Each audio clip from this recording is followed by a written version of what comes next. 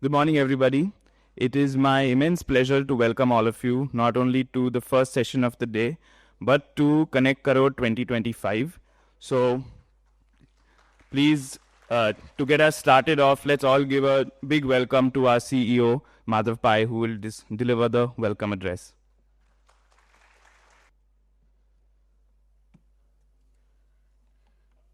Good morning, everyone. Welcome to Connect Karo 2025. Usually, the welcome address was supposed to be delivered by our board chair, Shri Jamshed Godrej. He's had to cancel because of a family emergency. So now I have the honor of doing this. But it gives me an opportunity to talk about WRI India a little bit. So I'll take a few minutes and talk about WRI India. I think we want the slides. Yeah? So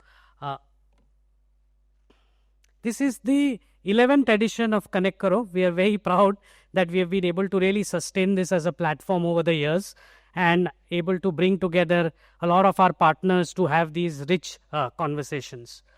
Very quickly, I think for many of you know us, WRI India, but I just thought take a moment to talk about who we are. We are a mission-driven organization. It's a research organization that really focuses on improving people's lives while protecting and restoring nature and addressing the challenges of climate change.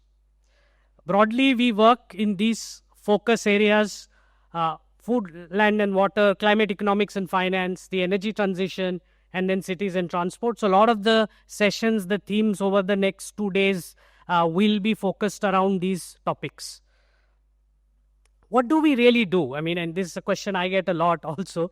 As a third sector organization, we provide research and evidence.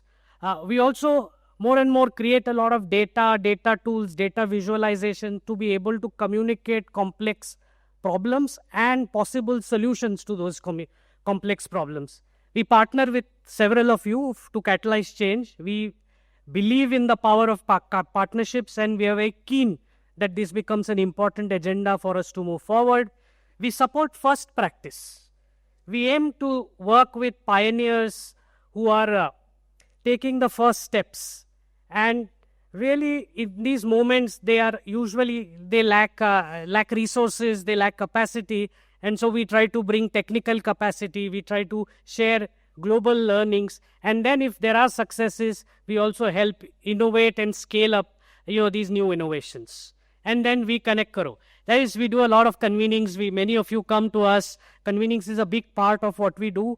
And again, the idea is to be able to come together and co-create and really try to work on these complex, wicked problems that we all need to solve to be able to address these large challenges that we are now facing. That was 2 minutes of Connect Karo. Connect Karo 2020, 2 minutes of WRI. This is Connect Karo. We are going to have 6 themes, and again, very aligned to the focus areas, as I said.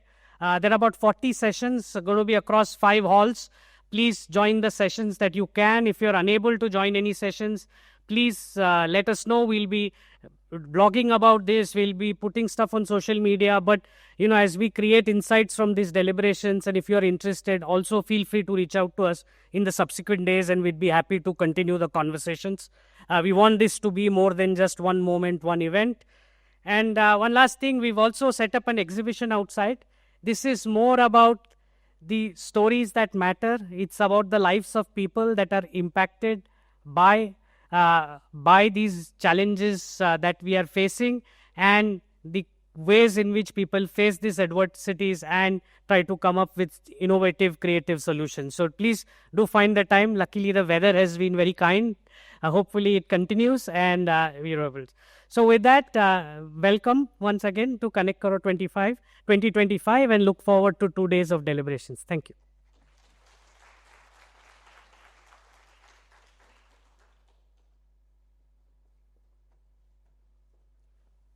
Thanks, Madhav. Welcome again, this time to the first session of the day. Our opening plenary today is called A Place-Based Approach to Leveraging India's Transitional Urbanization. We have a formidable panel with us to discuss this. So first, I would like to invite all of our speakers to the stage. Aparna Subramani is the CEO of the Gujarat Rajya Institution of Transformation. Please give her a warm welcome. Dr. Debalina Kundu is Director, NIUA. Mr. Jagan Shah is the CEO of InfraVision Foundation. Dr. Mahesh Rajasekar is Urban Resilience Advisor at CDRI. Dr. Amita Bhide is Professor at CUPG, Tata Institute of Social Sciences. Our moderator today will be Jaya Dindo, the Executive Program Director at WRI India, and also on our panel and delivering some context for the first session and our introduction to it is again our CEO, Madhav Pai.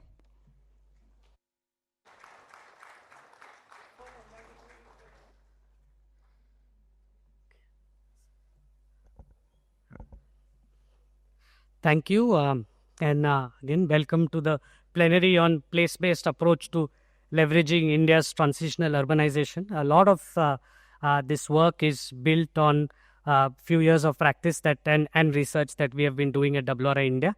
And I'm broadly, through the presentation, try to really highlight three possible pathways or avenues that we can think about to sort of address this complex problem that we are dealing with. So when you hear about India's urbanization, we a lot of times hear about all of these numbers, right? India is going to be 600 million urban population. We have 70% of the buildings are yet to be built. 50% of the infrastructure is yet to be built. So a lot of times we hear these numbers, $1 trillion of investment is required by 2035. But also, I think as we look at urbanization in India, India has the largest number of urban settlements, nearly 8,000 cities and towns. Our India's scale of urban transition today is unprecedented. It is unique, and we really have to find our way towards solving for its problems. We have a large-scale urbanization, but our pace of urbanization is actually extremely slow. It's slower than some of our neighbors in South Asia as well. And in India, technically, there are only two ways you can become urban, right? A census defines you as a census town based on its threefold criteria, or the state government basically makes you a statutory town based on its definition. So also urbanization is very diverse, very diffused, and much of India's urbanization is hidden. And in my subsequent slides, I'll show you what we mean by hidden. And urbanization in India is a reversible process in the sense that there are states that go from rural panchayat to nagar panchayat and back to rural panchayat. So also this sort of, we have a little bit of back and forth on urbanization as well. So with this sort of context, beyond those numbers, this is just a visualization of all of India's settlements, right? So all the green are the 6 lakh villages, but then what do you see is these large metropolitan regions, and we have 5 out of the world's 30 largest agglomerations. This is based on 2011 census. And so also what we did is we tried to look at it in terms of agglomerations, right? So, and the agglomerations, we decided to look at the boundaries based on the built-up area. So this was satellite imagery analysis. Boundaries of these agglomerations were drawn based on contiguous built-up area. And then if we look at some of these numbers, for example, Delhi is said to be the largest urban agglomeration in the world.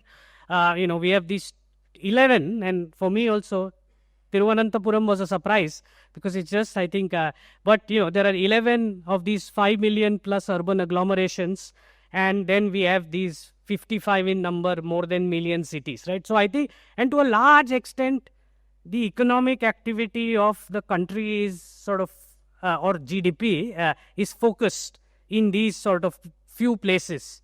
But why do we need to look at urban agglomerations, right? Why is it that important? That's because actually 66% of the urban built up, right? And this you can, from satellite, you can look at all the concrete that is poured basically, was outside the primate city. It's basically outside primary municipal limits, and between 1990 and 2020. Population growth outside the municipal limits also is higher than inside the municipal limits, and you can see this data across states. So it becomes extremely important as we rapidly grow. A lot of the economic development also is happening here. So becomes extremely important for us to understand how this space is developing and what can we do to make it better. Uh, so yeah, this is just again an India level image of these sort of statutory towns, census towns. But also I think what is interesting is if you look at just the urbanization that has happened in the Coimbatore area, and it's a whole corridor type of urbanization. All the red dots you see are actually census towns. Means the national government has said these are urban, but the state has not still given them the urban status, or the state has not invested in building infrastructure that for solid waste or streets or things. So and then this, if you see this also, this urbanization is crossing state boundaries. It's going to Kerala. It is crossing the most biodiverse region in the world, the Western Ghats. And so, I mean, once we start to think about it, I think the implications of this kind of urbanization are quite significant. And this is some research that we did. 40% of the urban development in these top 10, 11 cities has been on zones with high or very high water recharge potential. So basically, to a large extent, this whole economic development, urban growth is depleting natural infrastructure and increasing our climate vulnerability. And so this is something that we have to really actively think about addressing. We also looked at some of these peripheries without planning, municipalization without services. Basically, across 4 cities, we looked at the cost of provisioning services, access to basic services. And we saw that 90% was self-provisioning, means think septic tanks, water tankers, diesel generators.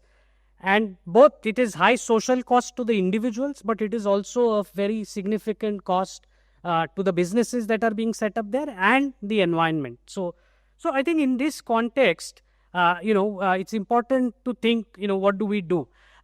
The other thing is, I think, a lot of us think that a lot of the urbanization is driven by migration. But if you again look at India-wide numbers, about 43% is natural increase, largely driven by states of Bihar, Chhattisgarh, Rajasthan, Madhya Pradesh.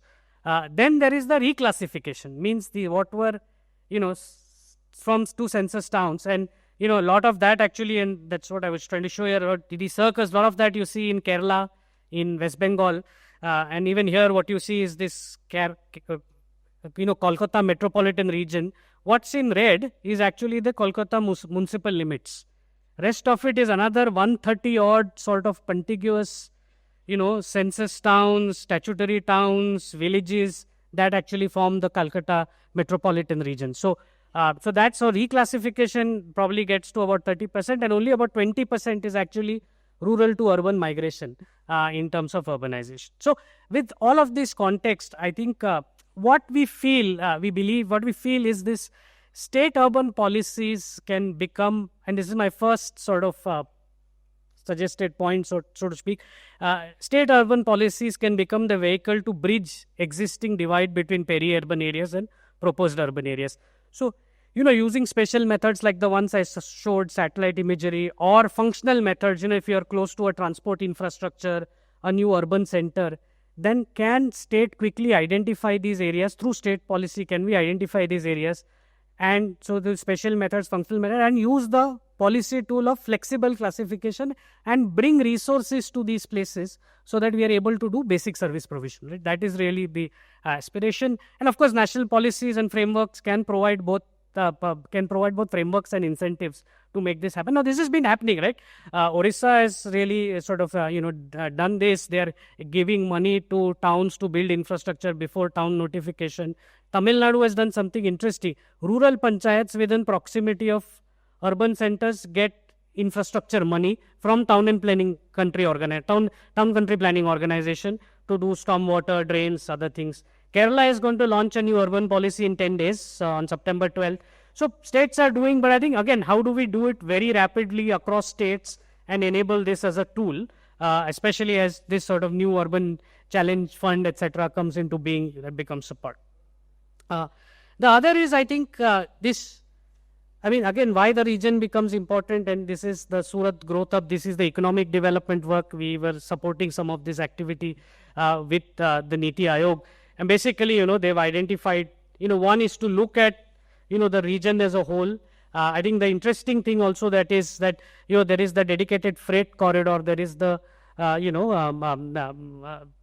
the high-speed rail corridor. So, now that this transport infrastructure is coming, not just within Surat, but within the adjoining districts also, can you look at this strip of land, identify places that are close by and try to bring resources to it so that, we don't end up creating sort of this very informal urbanization. And of course, I think the idea of these economic growth plans is, identifying endowments, doing a baseline on GDP, and then thinking about growth as a path, and then using that as a guiding document to be able to do that. So, but again, this immediately makes you look at regional scale. And when you do this, I think we can also very easily now look at risks, right? So, this is the flood risk for Surat. Once you put this map, also it gives you good indication of where not to build, or if you do build there, then how do you put in place infrastructure measures that sort of protect for it. And vulnerability, I mean, India has very high vulnerability to extreme climate hazards. Increasing heat stress also is becoming a challenge to both health and economy. And I think, planning for this becomes very important. So what we are saying is it's very important to bring capacity to urban local bodies of spatial planning, economic development, and building climate resilience beyond just service provision that they have been doing. So broadly, this is the second point. The third and last point that I will make, and I think I'll give this one example from Mexico, and then the relevance, I'll talk about the relevance for India. So in Mexico, they were trying to build mass transport, at scale. They had 2 toll roads, basically, which had an income of about $100 million a year, and they were out of their concession period. So what they did is they created an infrastructure fund. They took the money from these toll roads, $100 million, asked World Bank and ADB to put another $100 million, created a $300 million front fund for mass transport. Then the realization was that the capacity to do these kind of projects in the smaller cities was not there. So they created a small 8% project preparation facility, and they would approve only 4 to 5 projects a year. So, and the cities, as they were doing this, learned. So in 7 years, they were able to build 40 mass transport projects, all of very high quality, because every time you went with a poor quality project, you got sent back. And they were able to replenish this fund every year. So, again, this was taking private transport money, putting it in public transport, creating a pool finance fund and bringing capacity. So I think, and India really presents this tremendous opportunity of aggregation, right? I mean, we ourselves were part of the whole bus aggregation project where we supported CESL and to bring together and demand across 5 cities and do a single tender of 5,000 buses. I mean, this is the work we have been doing in the 100 aspirational cities of UP, where, these are less than 1 lakh cities, right? So what is the right sized infrastructure for these cities? And what are the functions? They only have very limited functions they can do. So they're building an infrastructure guide, but that's real, and doing some capacity building. But really, how do we scale this up? This will require these ideas of project preparation, pool financing. Can we do it? And then there is, of course, the Ganga and the Namami Gange project, which requires 40 STPs. India needs probably 100, maybe 100,000 sewage treatment plants. Is there a way to think about it in an aggregated manner? I mean, the cities program was there. I think it was a great opportunity to think about this kind of aggregated models of looking at technologies that could help deliver this. We're doing similar work in Maharashtra around the climate action.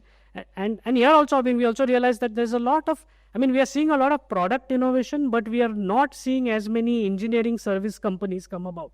And, if I go to a Satara or if I go to a Nanded, the kind of help they're asking, they can't get from the market. So how do we create these companies? And so is there an accelerator program that can be, we do a lot of startups. It's a lot of product driven thing. Can we do something around services companies to kickstart these companies? So these are a few ideas that we have been toying with. There are a lot of project preparation facilities and that are around. But I do think that, India has the unique opportunity, and we have to fully leverage the power of aggregation to enhance municipal capacity, improve needs assessment, enable project preparation ability, and create financing through these sort of pooled facility funds. So I think this is a big opportunity, and it does not have, it can be across states. It can be, it can be sort of size oriented, maybe based on ticket size of the project, maybe sector, all of that. It's a lot of opportunity. So yeah, I mean, a lot of this is based on, just quickly, a lot of this is based on our experience of working in urban. These are the areas that we have been working on, and also across the country. So gives us a good idea of sort of cross section of it. And we do publish a lot of our knowledge, peer reviewed. So please also access this information. A lot of what I've shared also is built on this. We'd be happy to get you all of this information.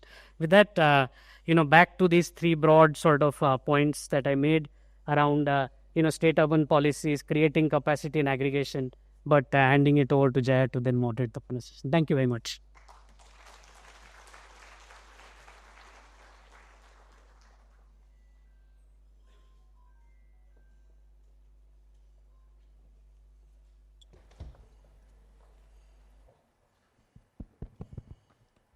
Thank you, Madhav, for that very comprehensive sort of placing of the situation. So as we saw, the large scale of India's urbanization, in terms of its urban population, which is larger than the entire population of the US, has vastly different local contexts, has unique and untapped opportunities. You're well aware of the challenges. So Mumbai, for example, is as urban as Meerut. Both are urban, but their socioeconomic, geographic, and physical contexts vastly differ. But one thing is in common, that India's and the Indian cities' economic urbanization has far outpaced the physical urbanization, and not in good ways. And so we see the kind of problems that Madhav just talked about that period. So mega cities are grappling with sort of infrastructure provisioning, with sort of climate risks impacting livelihoods. We're in Delhi today, and a little bit of rain has kind of set things off just last evening. Smaller cities are grappling with sort of this unplanned growth, so lack of planning, lack of capacities, and consequently poor developmental outcomes. So if you are going to realize the big ambitions of Viksit Bharat, one thing is very clear, that we will have to plan and manage these diversities much better. And hence, we are going to talk about a place-based approach. So moving from things like, programs and schemes which are very targeted and all of that, to say that how can a place-based approach kind of do this better? Is that an option? And today I have the pleasure of having some amazing thought leaders here who've been engaging with this topic for a long time and offer different kinds of domain expertise to share their insights. And I will tell you more about them as we go along. So firstly, I would like to invite Ms. Aparna Subramani. Aparna Subramani is an IAS officer of the 1988 Gujarat cadre, currently serving as the Chief Executive Officer of the Gujarat State Institution for Transformation, which is envisioned as the state government's premier think tank and innovation hub. So in this role, she's spearheading sort of the preparation of economic sort of master plans to drive Gujarat's role in Viksit Bharat. And her leadership draws an extensive experience, including her tenure as Secretary of Pharmaceuticals and with the World Bank. So Aparna ma'am, you have been instrumental in leading sort of various transformative initiatives at both the central and state levels, and have taken up several innovative and entrepreneurial initiatives in Surat during your term there as a commissioner. So now with GRIT, which is playing an important role in implementing the Surat Economic Development Plan that Madhav just talked about, but also Gujarat's major ambition of turning into a 5 trillion economy. So basically, and the initiatives there around economic development. So how do you envision achieving the state's economic growth, this ambitious economic growth, while ensuring that this respects both climate and environmental prerogatives?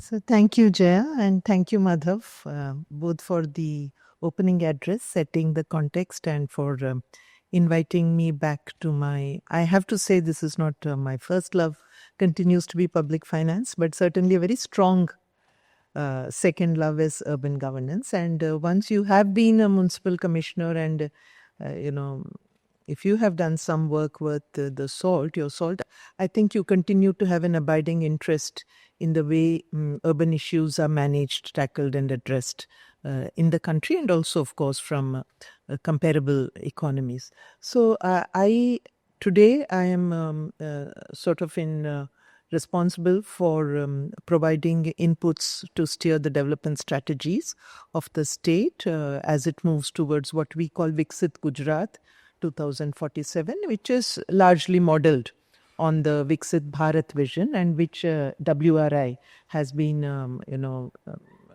strongly associated with this visioning exercise.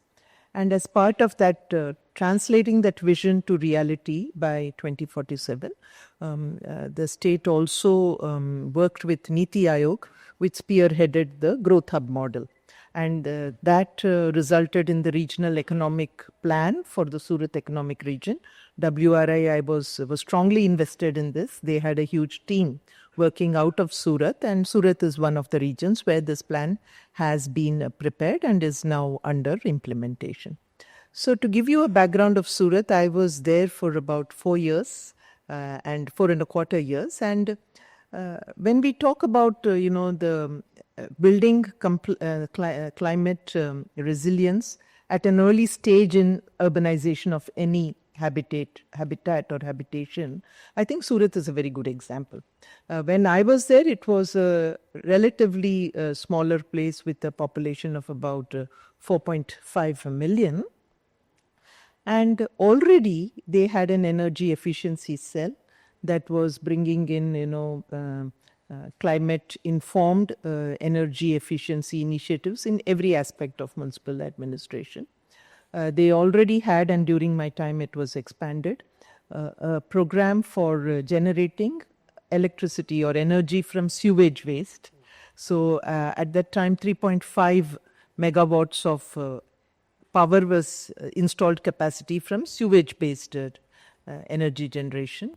We already had a large solar program. We invested in wind power, way out in Saurashtra, which we used to use. So there was also already a lot of action on focusing on green energy, for example.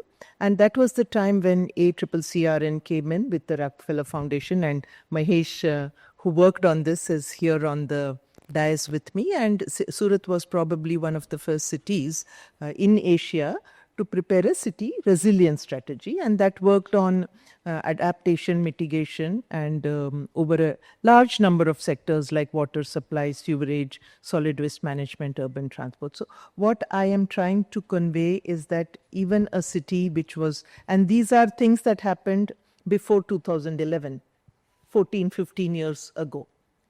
So it is important to have informed policymakers, practitioners, and support to be able to start early when the damage is less acute. I think that is one of the learnings that I would like to share with you here today. The second is translating that across the state through the instrument of the regional economic plan, as we are attempting to do at GRIT today, under the mandate, of course, given by the state government, is also proving to be a very exciting and a very absorbing experience. What I find is that this has brought an understanding that sustainability is not a trade-off with development. I think that is the first learning that we have internalized at GRIT, and I hope to be able to sort of broad base that across government. It is a driver of long-term competitiveness today. So there was a time when your competitiveness came from technology, it came from capital, it came from skills, and now certainly in the next 2 decades, I see competitiveness and ability to survive and thrive coming from being smart and sustainable. And when I say smart, I mean using the right technologies in the right way. Being sustainable is being climate informed and mindful of the impact that we have on the environment. So these are the 2 terms that we are trying to embed deep into the regional economic plans that we are preparing. The advantage of this is my timer, Jaya. It's going down, right? Yeah, okay, Please thanks. go ahead. Yeah, I was looking at where I should stop, so thank you. Because at the bank I was on the board, and the board we had a 4-minute timer. So here it is, I think she has given us a little more, so I'm quite comfortable. So in regional economic planning, which is based on the Surat economic region, what we are trying to do is integrate climate resilience, in fact resilience of all kind, including external shocks like the COVID pandemic or the current trade issues that we see, resilience across spatial, economic and infrastructure planning. So Jagan is here, and I'm sure he will talk about adapting infrastructure planning and implementation to the challenges of climate change. So that's the first thing we are trying to do. The second thing that we are trying to do is to broad base urbanization and urban-led growth. So we find, for example, in Surat, Madhav would have known that almost 60% or more of the economic output of that region was coming from the city of Surat alone. This is true also for a place around Ahmedabad or around Mumbai or around Pune or around Chennai. So how do we ensure that we are able to build resource efficiency and economic efficiency without resulting in unplanned, unauthorized urban development? So that is the second issue that we will try to address through the regional economic plan.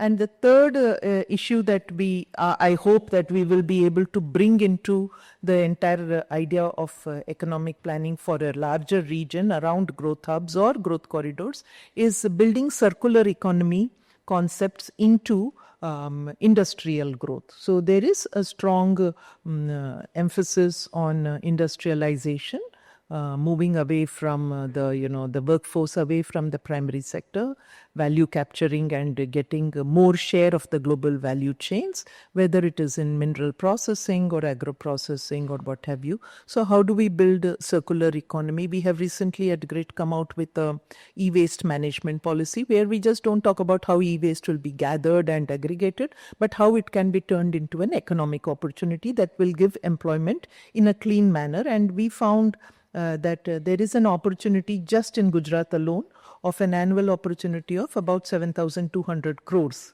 just from electronic waste. So I think there are these opportunities, both economic, in terms of economic value, in terms of employment, in terms of planned urban development, that can be woven into the regional planning exercise that we are. Thank you so much for that. And I'm going to pick up a thread of resilience with you later, Mahesh. But before that, I'm going to jump over to basically the state of urbanization and Debulina to you. So Dr. Debulina Kundu is the Director of National Institute of Urban Affairs and has over 2 decades of professional experience in the field of development studies. Her focus has been on issues of urbanization, migration, urban development policies, municipal finance, governance, and exclusion. She was a member of the 5th Delhi Finance Commission.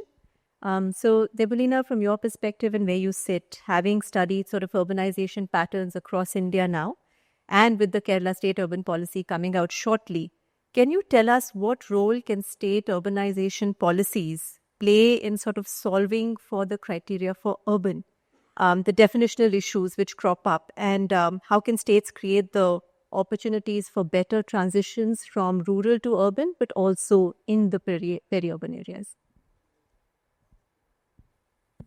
Thank you, Jaya, for this question and also for inviting me to this very important discussion. I think the topic is of high relevance. As I was sitting, I got 2 calls from our ministry related to this topic.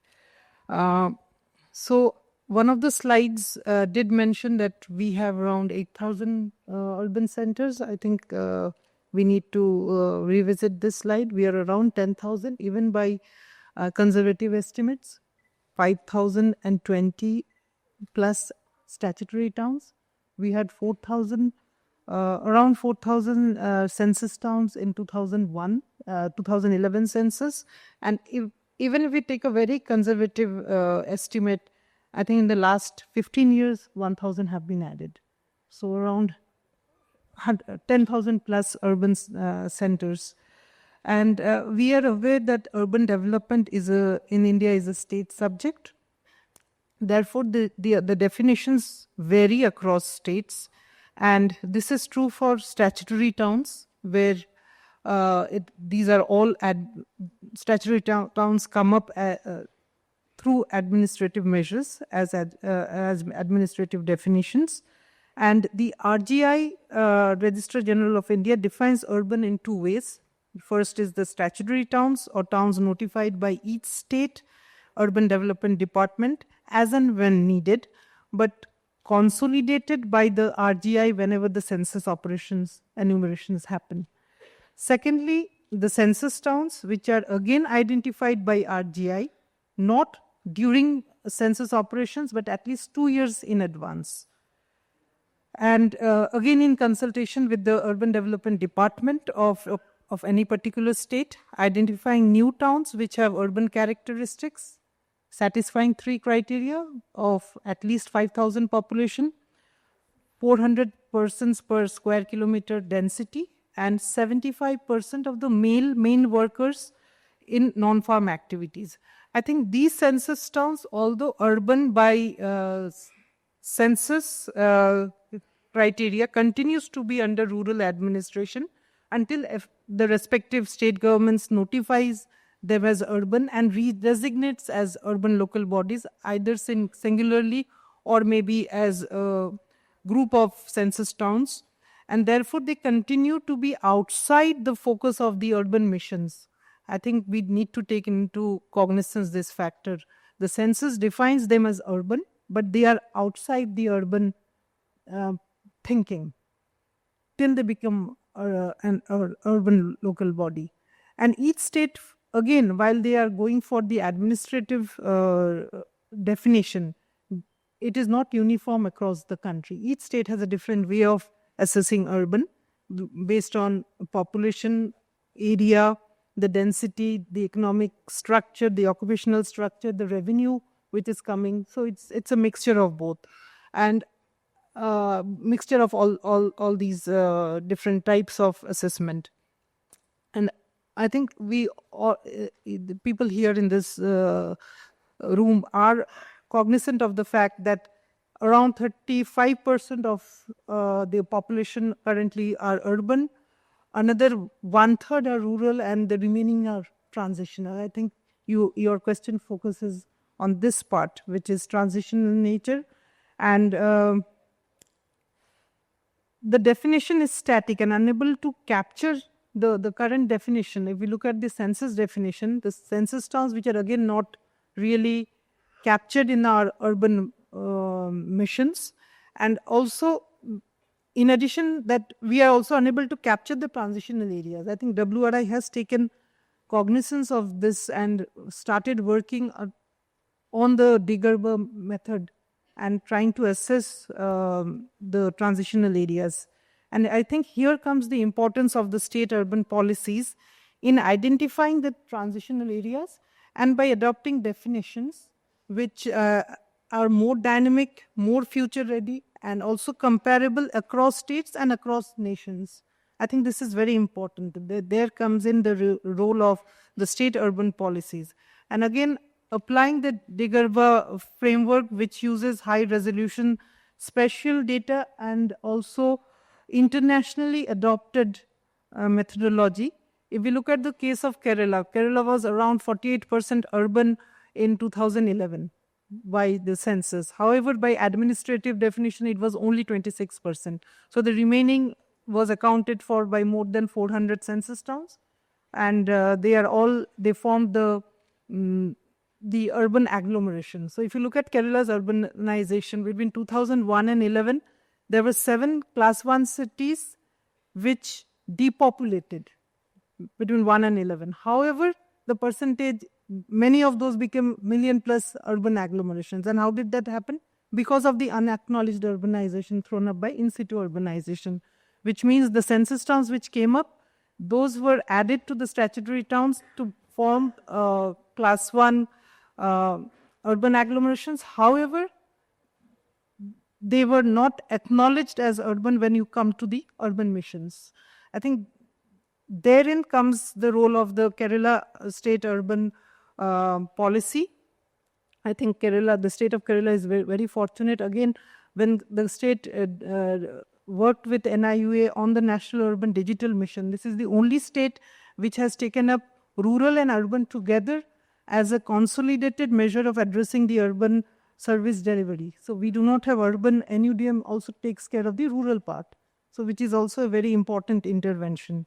Again, if you look at Orissa, I think similar, although Orissa is not urbanizing at a fast pace, however, the Degarba does take into consideration the transitional areas. And why is this important? Why do state policies really need to take cognizance of the pattern of urbanization or the challenges thrown up by urbanization? I think the intervention of the state in assessing how urban the state is would complement the census definitions, because census definitions is static. It comes in 10 years or just now after maybe 16 or 17 years. So that is very important. And also, if we recognize, then we can also support spatial planning and resource mobilization during as a continuous process, and not wait for the census to happen after 10 or maybe more than that. And address the peri-urban pressures by responding to the infrastructure needs. I think that's also very important. Prepare policy frameworks, as the state of Kerala has done. Tamil Nadu is also progressing in that similar direction. Identify and notify the peri-urban areas, the transitional zones and planning zones. The review, again, it can be a continuous process of reviewing the boundaries on a continuous basis. Monitor and evaluate where we are. Again, special approaches can be integrated into the state urban data observatories. The 100 ICCCs are being currently repurposed. And also under the Cities 2.0, 21 states are in the process of forming climate data observatories. So I think there could be synergy in those, and also which could also take care of the transitional areas. And a part of the Amrut funding could also go for taking care of the needs of the transitional areas. Dedicated planning authorities like DUDA or SUDA for the state of Orissa, to the rural-urban transition policy which came up a few years ago. I think these are the good practices which other states could take cognizance of. And in essence, what I would like to highlight is that recognize emerging urban realities more effectively if there is a state urban policy. Again, one could plan and finance the transitional areas, and also ensure that the cities become future ready, climate resilient. And from the GOI, I think there has been, GOI is cognizant of this, the transitional areas. As you are aware, you were a member of one of the working groups. So the 5 working groups were formed in November 2024, and each of the working groups have come up with recommendations for improving the urban governance of the country. Again, the SASKI program of the Government of India does recognize peri-urbanization, and again, you talked about the small towns. I think the Niti Aayog is currently working on preparing a template, taking again the place-based approach, and NIU is supporting Niti on that. So once we are ready with the report, we could always discuss. Thank you so much. Great. No, thank you very much, Debolina. And so with that, you talked about the importance of state-level policies also to address infrastructure gaps. So coming to the infrastructure question, and now Jagan, to you. So Jagan Shah is an architect and urbanist currently serving as the CEO of the InfraVision Foundation, which is an independent think and do tank advancing infrastructure policy across urban planning, transport, agri-infra, energy and health sectors in India. Previously, he led the NIUA and co-created the Smart Cities Mission, the Delhi Master Plan and the Cities program. And his other roles have also included advising the UK's Department for International Development, the World Bank, and serving as a trustee for Clean Air Asia. So, Jagan, we keep hearing that, 75% of India's 2050 infrastructure is yet to be built. The recent World Bank report called that out to be 50%, etc. And the investments, when you look at them historically, have largely sort of tended to concentrate or be utilized in megacities or large metropolitan areas. So, what shifts are needed when you look at financing, governance, and institutional design to ensure that peri-urban areas, the small and medium cities, don't remain the blind spots when it comes to sort of investments in infrastructure provisioning? And do you believe that we fundamentally need a different model of infrastructure delivery in these places? For instance, Madhav talked about aggregation. How might that play out? I think the aggregation has already been sort of demonstrated by the rural ministry, in fact, through the Urban mission. It's one of my favorite missions. It's a very small mission. I don't know whether it will continue. But they took roughly 25 gram panchayats, created clusters, and then did spatial planning for those clusters. And that's the crucial thing. I think there are a lot of researchers in the hall, and I would really urge everybody to take a look at those spatial clusters and the planning for those clusters, because essentially that gets down to the neighborhood level, small scale infrastructural requirements. In this case, there would be a lot related to the agri supply chains and so on. But having said that, if these are the transitional areas, in many cases these clusters will be, then this is creating the kind of long-term resilience by doing the spatial planning in advance. So I think, in a sense, Government of India has already discovered the way in which this could happen. If you look at the economic region plan in Odisha, which Niti Aayog has supported, it is based on, looking at the boundaries of that region being the aggregation of districts, being defined by the aggregation of districts, which then also casts a very sharp focus also on district administrations and the role that they would have to play. But I think at the base of our overall concern to build resilience for the future is whether or not we are able to get down to that micro scale of the neighborhood and to anticipate what that needs, even from the perspective of disaster management and resilience, which Mahesh has been working on for many years. Whereas we are also dealing with the city level complexity as well. So in an essay I wrote a couple of years ago, Getting a Grip on Green, essentially what I argue is that these are two types of complexities. The administrator of the city has to deal with a particular kind of complexity where the city is a system of systems and you need to administer, plan for, and finance all those systems. But the person living in the neighborhood is essentially concerned about service level benchmarks, is concerned about standards, is more concerned about their sort of micro environment, which needs to be made resilient from the perspective of heat action planning and such like, right? So we've got these sort of two poles, if I can call them that, and we need to make the twain meet. And I believe there is no choice but to actually utilize geospatial technologies, one. Secondly, Madhav talked about data and data trusts. I think city-level data trusts are really important. The ICCCs that Devalina just talked about could begin to evolve those models, but perhaps that might be for the small and medium towns that you're talking about, might need to be done at an aggregate level. And there again, as I said, the district might give us a good unit.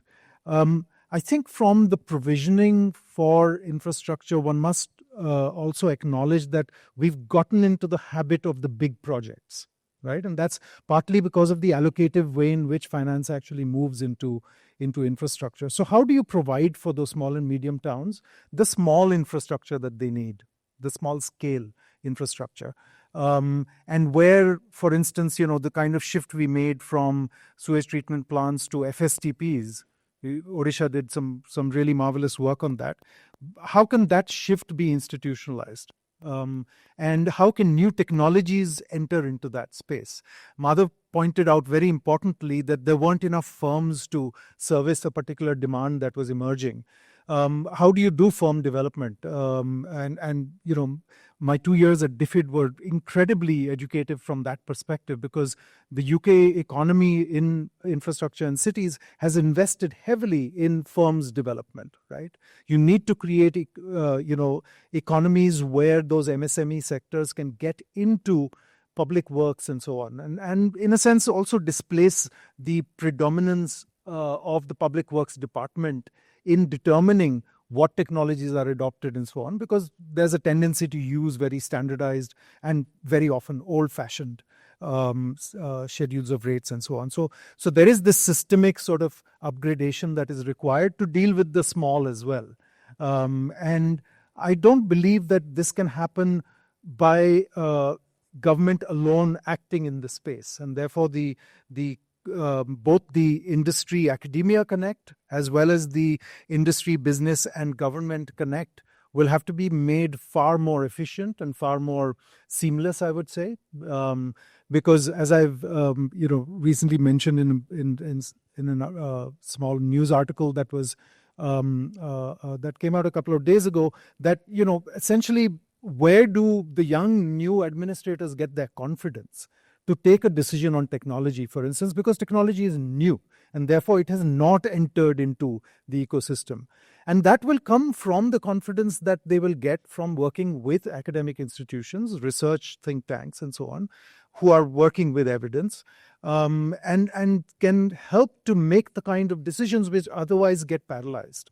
And I think in the infrastructure space, we notice this a lot, that industry and business and the whole world is moving towards low carbon technologies, and yet our schedules of rates don't necessarily admit that. We saw this in the Housing Technology Challenge, for instance. Even after absorbing certain new technologies into the schedules of rates, we were not able to actually deploy those technologies at the scale that you would expect. And I reserve judgment on whether those technologies were all appropriate or not, but nevertheless, they were absorbed into the system, but not actually absorbed by the industry. I think, I've mentioned a number of different things here, but essentially what is the key transition that we need to make, and we see this from our foundation's perspective, is that we need to move away from agencies to assets. We're not going to crack this problem of building resilience, sustainability, all of this, if we're going to keep thinking about which is the agency that's building that infrastructure, but to start thinking, I think Aparnaji talked about public finance, from the public finance perspective, to look at infrastructure assets, to look at the bollard in the same way as you would look at a sewage treatment plant, with the same level of respect, so to speak, right? I mean, it is an item of infrastructure, and we must actually accord it the same level of respect that we give to a much larger piece of infrastructure, and treat it as a civic asset. And unless you do that, you will not upgrade the technologies that go into building a better asset. And from the safety perspective or from the sustainability perspective. So I think overall, I would say that this shift towards asset management as being one of the key things that city governments do, life cycle asset management, this would be important. Standards will be really important to make sure that we don't get the kind of elite capture of infrastructure that tends to happen sort of willy-nilly in a messy way. And we need to stop that from happening. And last but not the least, I would say that we need to make sure that we are focusing a lot more on local level ownership of infrastructure management and also planning. So none of our cities have done their local area plans. It's a pity. It's a bit of a shame also that a city like Delhi, for instance, LAPs did not get made, much as we tried to do that under the MPD 2041. But that work has got to happen, and that is the heavy lifting that neighborhoods and communities need to do, so that we can at least leave the administrators to look at that larger system of systems.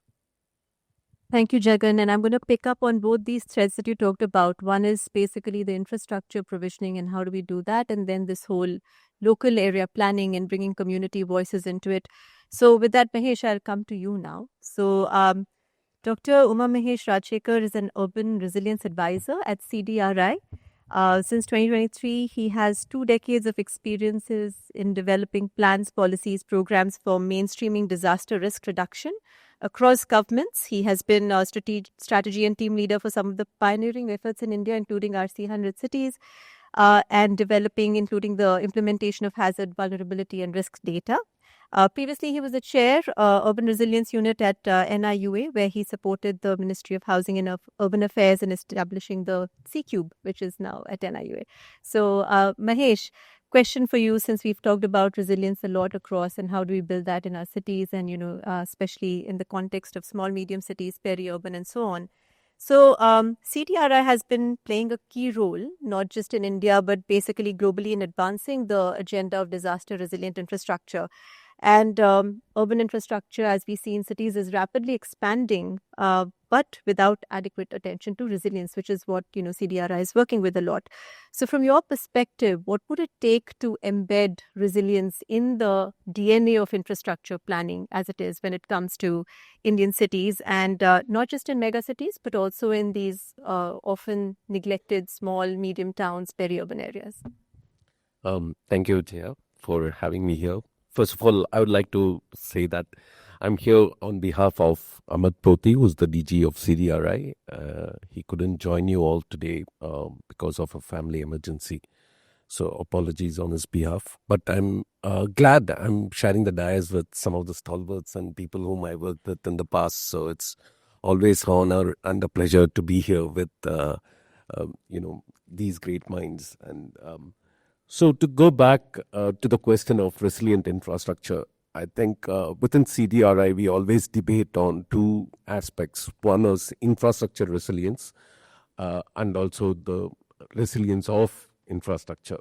So going to the later, that resilience of infrastructure, right now, what is happening globally, and we saw that yesterday in Delhi, to 70% of losses or damage to infrastructure are caused due to hydromet events. So that's something which is concerning, and this is going to increase more with climate change.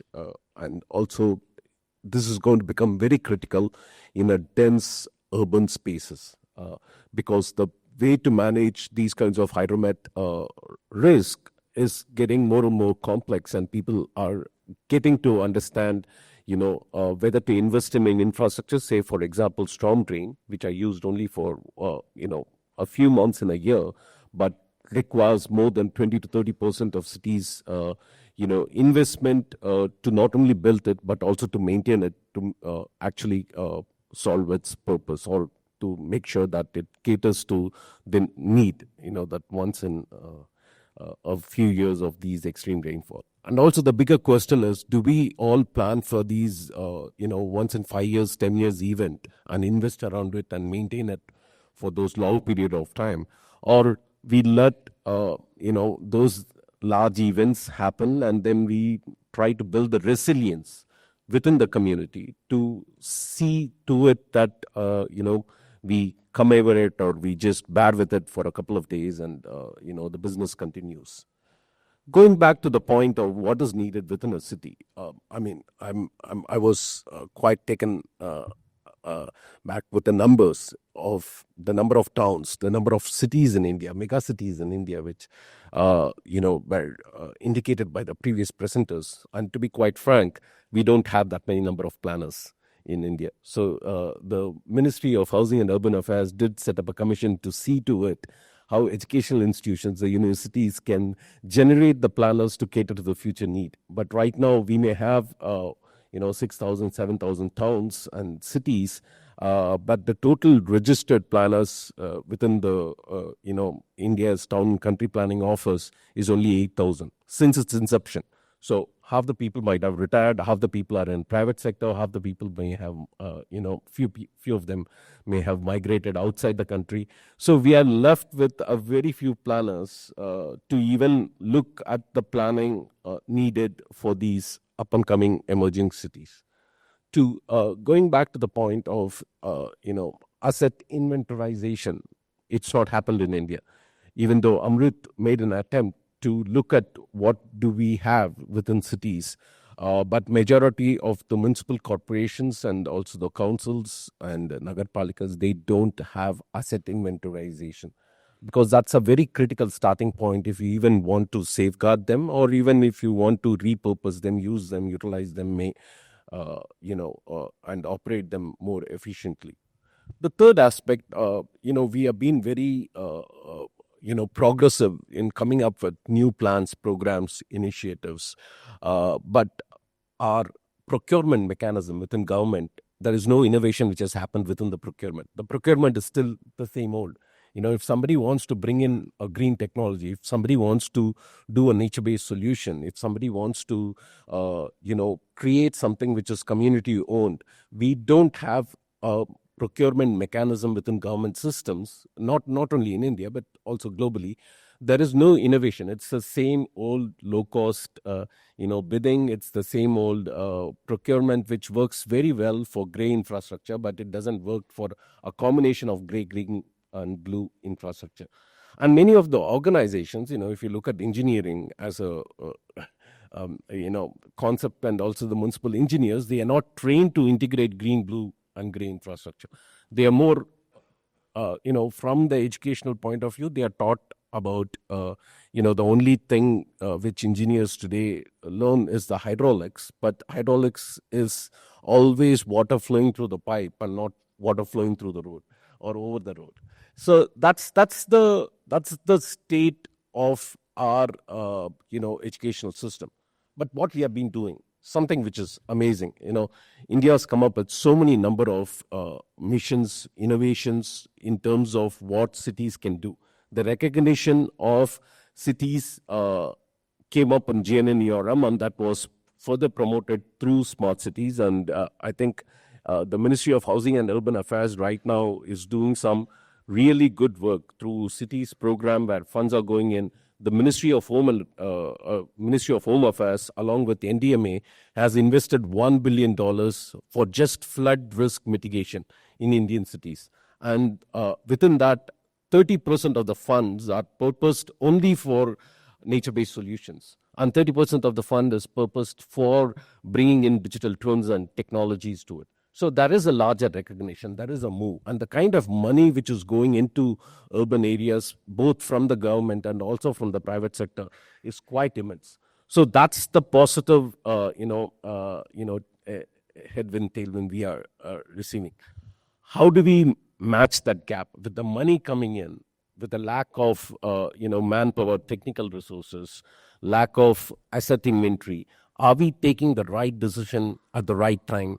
And the time is now, to take the right decision. Do they have the right data with them, so that they can be informed while they go about investing? Is the bigger question. And that's where we require a lot more, industry connect, which Jagan did talk about. And we also need educational institution playing a very key role in maintaining the repository of knowledge, but also making sure institutions like NIUA, where these are documented, and we don't reinvent the wheel time and again. We try to replicate, scale some of the good innovative practices which some of the cities are doing. And finally, I think what's also equally important is creating a platform for civil societies to engage with the government. Right now, that platform is missing. We do engage. I mean, the government does engage with multiple agencies on and off basis, but there is no formal platform or mechanism currently existing. I think all put together, we are in the right track. I think we need to take decisions, or cities need to take the right decisions right now while they are going about the investment. If they miss that window of opportunity, I think then we will have to then invest much more on loss and damage, which will be a sad story. Thank you. Thanks, Mahesh. And I think a lot of what this is pointing to, the entire conversation, is really about, I'm hearing a lot about lack of capacities on many levels, and also just generally exclusion of, places, exclusion of people, and how do we, remedy that. So coming to you, Professor Bire. Professor Amita Bire is a professor from TIS. She is at the Center for Urban Policy Governance at TISS, Mumbai. Her scholarship has focused on urban poor communities, community organizations, housing rights, and advocacy groups. And her work has attempted to develop a model of urbanization that is relevant for the global majority. So while she's deeply engaged in Mumbai, her more recent work has engaged with urban contexts of small and medium cities. So to that, Amita, I'll come to you. And the question is that you've written prolifically about urban development, governance system reforms, and capacity in public departments, all of the things that are being mentioned here. So, how can the transitions within urban areas be made more equitable so that, given the unequal resource allocation, how can we remedy that so that informal workers, marginalized communities, women are not excluded from the benefits of growth, especially the kind of growth that we are seeing in our peri-urban areas and in new growth areas? Thanks, Jaya, for that question. Also realize that always issues of inclusion come the last, right? So one of my first arguments is going to be, how does one bring these issues to center stage, right? And I just have three things to suggest, perhaps, right? One of the things is often what one doesn't realize is that there is a legacy to exclusion which is happening in the cities. And when I say these are legacies, I'll just go back to the example of Mumbai and where I work in, which is the M East Ward, which is just one geographical notation, let's say. But right from 1950s onwards, the M East Ward has been used for several negative uses. So the dumping ground in the city is located in the M East Ward. The hazardous polluting refineries are located in M East Ward. There is a slaughterhouse, animal slaughterhouse, which is located in M East Ward. There is a medical waste incineration facility located in M East Ward. And so these legacies kind of keep on increasing. And these legacies already mean that there is a city, a growing city, an economically prosperous city, which is generating its growth. But on the other hand, the impacts or of all the afterlife of this production which the city is doing is actually concentrated in one spatial area, which often again is populated by some of the most vulnerable populations, right? Now, this is a pattern which is not specific to Mumbai, I would say. This is a pattern that one sees in almost every large city, definitely in India, but also in, afraid to say, but in smaller towns as well. Okay. So the one question when we think about inclusion is to have a remedial impact of these legacies besides providing for justice in the present and the future. And that's very important because it is very easy for technical decision makers ki, hey, the animal slaughterhouse is located here. So this is already here. So in terms of proximity of even waste handling infrastructure, etc., let's put the next there. It's cost saving, etc., etc. How does one think of spatial justice? How does one think of economic justice? How does one think of distribution of opportunities? So I think this legacy question is a very, very important one when one thinks about inclusion, and often that is not thought of, because the minute we think about inclusion, we only think about schemes. We do not think about embedding the principle of inclusion in every infrastructure that we build. No? And that is the real mainstreaming, I would say, of all inclusionary policies, right? The second thing that I wanted to actually assert also here is that how does one think about the methodology of transitions?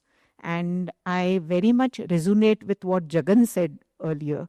We think about how state policies kind of trigger change, push change, and produce change, which I again think realistically speaking, in the Indian context, the state can be a stimulant sometimes.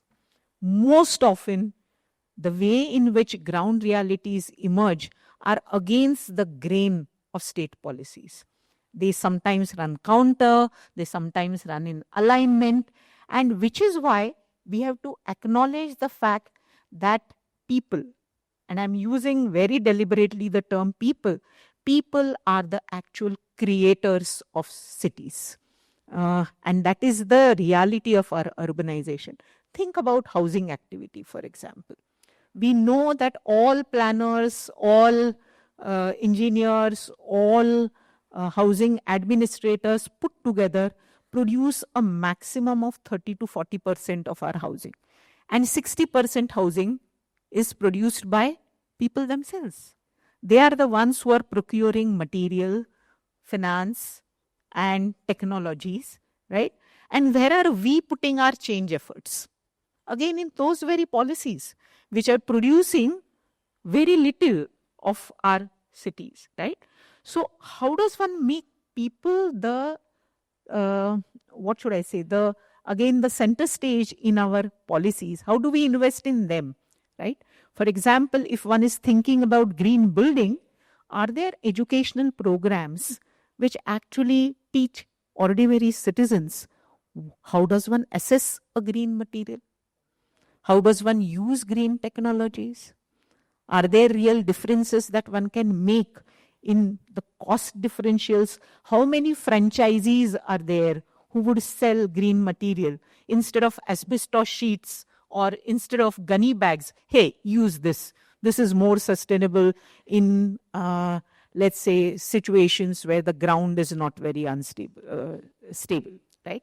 So I think these are situations, contexts which are much more realistic and to which we need to apply ourselves, because that would change and create a shift even in the minds of policymakers, that you are not investing only in builders, you are not investing in housing technology institutions alone, but you need to also invest in this entire population education, I would say. And for this, a variety of strategies need to be used. There need to be accommodation there. The third and the final thing that we are talking about is somewhere in this conversation, I sensed the thing that cities are in the driver's seat. Cities should change this. But in the Indian context, are really cities in the driver's seat? One of my friends, Partho Mukhopadhyay, likes to say that cities may be drivers, right? They may be engines of growth. But if they are engines of growth, are they the drivers of those engines? Or this is a driverless engine which is just kind of moving in any direction that it pursues, okay? And that to me is the key question. Most of the time, there are institutions which pretend to be drivers. Okay? And I think this pretension, where often there are state institutions, state-level institutions, which are driving the change and think about driving the change, and they do this in thoughtless fashions, perhaps to get rid of capacity issues, etc., at the local level. For example, Maharashtra, one of the planners very proudly told me that every inch of land in Maharashtra is planned. Every inch. Okay. The only thing which that planner didn't say was, yes, we have plans, but they are on paper. And that in reality, most of the things that exist are therefore against the plan or unplanned. Whatever. Okay. So how does one produce this kind of a reality? And that is because what Maharashtra has easily done is, instead of diverse place-based plans, because there is no local capacity to prepare spatial plans, economic plans, etc., they create standardized planning rules at the state level. Okay? And these standardized rules then determine standards for the entire state, irrespective of the geographical terrain, irrespective of the economy, irrespective of the rest of the infrastructural status. And I'm afraid that more and more states are adopting this kind of approach, including Tamil Nadu, for example, right? So I think somewhere cities need to take charge. And how does one create city-level institutions, planning instruments which are comprehensive, where spatial planning is not a compartment within itself, where economic planning is not just focused in these state-level institutions which are now the fashion, but how do these talk to each other? How do they genuinely strengthen city-level institutions and make it much more comprehensive? Thank you so much, Amita. Yes. So now I'm going to have to look at the ticker and come back to all of you with sort of a quick last round and, your sort of concluding responses and thoughts. Amita, I'm going to start with you. Inclusion is never last. It's always first. Needs to be first principle. So you talked about strategies. Basically, right now we are seeing planning of urban areas is a one-size-fits-all approach. And you talked about different strategies for place-based models and what that could look like. Could you just highlight one strategy, perhaps? So I always start practically. So let me give you the example of Latur, okay, which is like a between 5 to 10 lakh population city, and where unexpectedly the growth triggers here have been two. Number one, there was an earthquake in Latur region in 1992, and the earthquake resettlement relocation processes have triggered a kind of urbanization in Latur. The second has been a coaching class culture. So Latur is an institution which figures prominently now in all NEET and engineering entrances, people who are coming from. Okay. Now, the spatial plans here, the economic growth plans here, don't talk about these triggers at all. Okay. These are all outside the state frame. Okay. And it's very interesting, therefore, that a lot of the erstwhile MIDC, which are the industrial development hubs supposed to be, are now clandestinely being used as coaching class centers or hostels for students who come, etc. Okay, so these kind of convergence and it really reflects, I think, a failure of our entire planning mentality and institutions to a significant degree. How does one reverse this? And for this, I think our planning processes need to be much more time-wise dynamic. Okay. Second, to build in sustainability here, one needs both kinds of data. Data which is there in the official domain, because most official data in Indian cities has to do with licenses, etc., which are officially given. They don't look at things like, for example, if there are 15 borewells in Nagpur which are official, every home has a borewell, because otherwise public water supply is just once in 14 days or something, right? So would one go by the data of this public water supply, or would one go by the data on the actual state of how water is accessed by the... So I think bringing in this data into question. Okay? And the third is therefore making citizens their issues, their problems, and bringing them into, and for that the city administration has to be in a dialogic mode, and that is really, I think, the change, the systemic change that we need to make. Our city governments are always in a penalizing and regulative mode for which they have no capacity. It only creates private rent seeking. So I think we need to change this stance really. That's it. Great. So then what I'm hearing is basically driving trust and dialogue and data. Aparna ma'am, coming to you, quick response. Capacity has been something that has been talked about a lot in the session today. The scale and the, how do we build kind of this and scale the kind of capacities we need at the speed at which we need it to kind of deliver a lot of what is being said? So thanks. I mean, it's been really very educative this morning. To hear a range of voices. So I have also grappled with capacity issues, and I would like to say that there is a need for a kind of, how shall I call, a fresh look at how we build capacity and what we build capacities for. I would start with planning. So there was this talk about how many planners we have and how many are actually available vis-a-vis the requirement.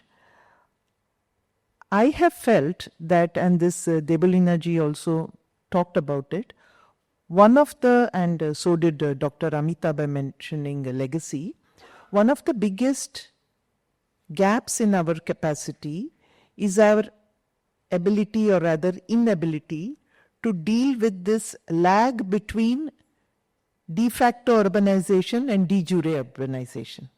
Urbanization begins long before it is recognized and given an official sanction of being an urban center or an urban agglomeration. This lag, the larger it is, the more difficult it becomes to build capacity retrospectively. So the point was made that 30% of almost all our towns are planned, and 65 to 70% of the structures in any urban area, including, the national capital or large metros, are either unauthorized colonies because they have later been incorporated into the city limits, or because of lack of compliance, or they are slums. So there has not been much change in this. The capacity vis-a-vis urban planning, specifically spatial planning, has not evolved to meet this reality. So an urban planner is capable, he has learned to make a plan for a fresh greenfield area. Retrofitting is a very underserved capacity, perhaps the largest requirement vis-a-vis our ground reality here in India. So this, I would say, is a fresh look is required at urban planning. How does one plan for areas which are already built up, where there are a number of economic activities going on, there may be industrial areas, etc., etc. There may not be your ratio of green spaces, road space, etc. So that's a major thing. Second, I would talk about capacity in terms of urban governance, delivering of services, etc. And there, I think the biggest gap that we need to look at and fill is regarding not only managerial competencies, but also technological competencies. You have yourself mentioned, Jaya, that it's moving very fast, and it's very difficult even for people with the right credentials and certificates to keep up. And how do you expect municipal workers, municipal middle-level managers in small towns, tier 3 towns, to actually keep up with this technology and expect them to incorporate climate resilience and sustainability and circularity in their plans, processes, and projects? I think that is a gap where how do we devise training programs that can be like quick capsules, vitamin capsules, easily absorbable by people who do not have the technological or educational qualification that such programs are normally designed for. So that, I think, is a second area where we can be working. And the third I would like to say is, and I was interested in what both Jagan as well as Mahesh talked about, infrastructure. So this is what actually matters to people, right? It's not what capacity you have and where you are from, but it's what you deliver in terms of infrastructure and services. So there, I believe the ability of urban local bodies, cities as drivers, depends on 3 aspects. One is resource augmentation and availability. You want to do something, you need resources. Second, an enlightened sensitive leadership, which includes both the elected and the administrative leadership. And the third is the ability to conceptualize and deliver solutions. These 3 are necessary if our urban infrastructure gaps and our capacity to deliver infrastructure, which is sustainable, sensitive, responsive, inclusive, etc., is possible. And I would just like to end with a very quick example of how that can be or has been done. Example of flooding. Flooding is very much in the news in these months. So Surat again was a flood-prone city. In 2006, there was a huge flood where I think more than 50% of the city was underwater, etc. I came in 2007. So the freshness of that trauma was still there, which could be leveraged. Now what we did was invested in large infrastructure. So economy of scale requirement to meet a 1 in 100 years event, we were ready to invest in that. So resource was there, leadership was there, implementation capacity was there. These were large storm drains towards the river through which you can, I am not exaggerating, drive a Maruti You can drive a Maruti hatchback car through those box trains. It was just not, 3000 mm, 6000 mm, etc. One. Second is building bylaws. Building bylaws were revised to ensure that every complex has got soft landscaping, because that is one of them. He talked about, how to push water through a pipe, but you don't know what to do with surface runoff. So building bylaws were amended to ensure there is soft landscaping for water absorption, rainwater harvesting, all of you know it. Third, flood zoning. Identifying areas where you will not have ground floor residences. There will be only stilt buildings in these areas. There will be areas where you cannot build. There will be a 300-meter, distance from the river, etc. So again, zoning. Fourth, flood mapping using technology. Do the contouring, do the flood mapping so that you can predict that with this level of water release from the dam, these will be the areas where there will be 1 foot water, 2 feet water, 3 feet water. You talked about whether we should do large infrastructure or we should build resilience. So predictability builds resilience. And the last one was hyper-localized approach. And this can, in my opinion, be done everywhere, small, big metro towns. Identify those areas which get flooded every year. Everybody knows it in the municipality, in the local hood, this point will get flooded when it rains for 1 hour. Everyone knows it. How do you find solutions which are, low cost, effective, etc.? So hyper localized. So I would say capacity building covers not just managerial capacity, resource management capacity, efficiency, technology, but also sheer ground capacity down to the person who actually is lifting the manholes and making that water go at that time. This is what helps in the end. You also talked about place-based approach, and there I would say place-based approach covers resource availability at every place. That differs. Second, the capacity that exists and can be built at a place. There is a limit to even what capacity can be built. And the third will be the climate vulnerability of each town that you're looking at. So state level policies or plans made at, at institutional level have to be translated into something that is contextual for the place. This would be and I would frankly say that these are views that have that are being co-created on the stage as we speak, because all of this churning, I hope, Madhav, will also give you, opportunities to sort of start intervening in terms of knowledge building. Thank you very much. So just now we are out of time, but I would like to elicit very quick responses on a couple of things. Debulina, with you on the CPPF, which was instituted at NIUA, it is an important lever for cities. Do you see this acting as an ability for small and medium towns to be able to access instruments like the Urban Challenge Fund?